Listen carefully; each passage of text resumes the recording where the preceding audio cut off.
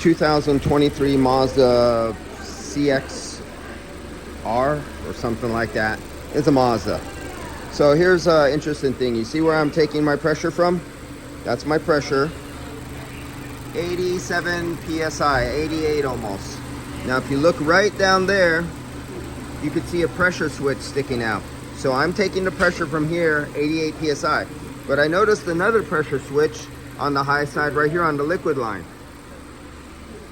So let's see, there's two pressure switches I found. There's 89 PSI, 86.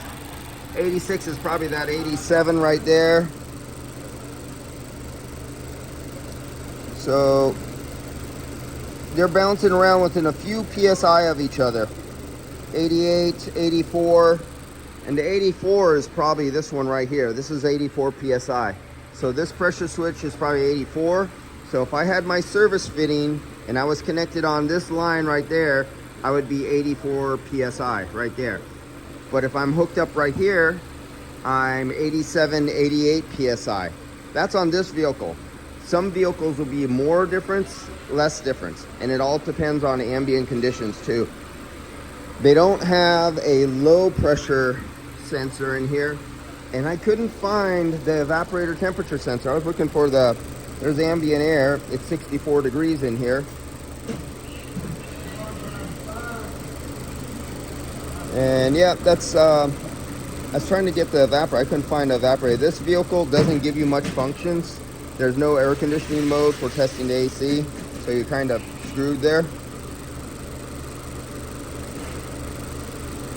But all right, I'll catch you guys later. Just wanted to show you a difference. I want to try to find you one where it's a real big difference. Where you find a real big difference is if you have a slightly damaged pump and you have the pressure switch on the liquid line, but you have your gauges on the high side line. And the pressure switch here, and you have some metal shavings or piston ring material shavings partially restricting the condenser. And you're only using a scan tool, but the pressure switch is on the liquid line. You might show, let's say for example, 80 some PSI on the low side, but it might be 300 PSI right here. You go, why such a big difference? Because most vehicles don't have two pressure switches on the high side. You would never know that. And if the high side connection for your fittings for service was not on the discharge of the compressor, you would never know that, because you would have, say, a high side service fitting here, and you're trying to diagnose why the AC isn't working right, or the engine's running rough, or low gas mileage, because high AC pressure can cause rough running engine and low gas mileage. But you'll be looking at a sensor on the low side when some piston metal debris and piston ring material will clog the inlet of the condenser just a little enough to drive up the pressure, but then there'll be a drop, a pass. And it might not be a drastic drop where you actually get cooling.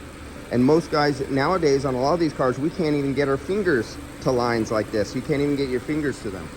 And a lot of guys jump right to the scan tool and go, oh, look at my pressure. It's 89 PSI. Oh, it could be 300 PSI over here. See you guys later. Oh, by the way, you see that high side on this one is 86 PSI on the high side.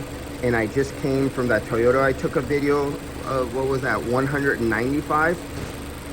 So what's the difference? You have two vehicles operating under the same conditions. One vehicle is 86 PSI on the high side, and the other vehicle was 195 PSI on the high side. And both of them are operating normally. See you guys later.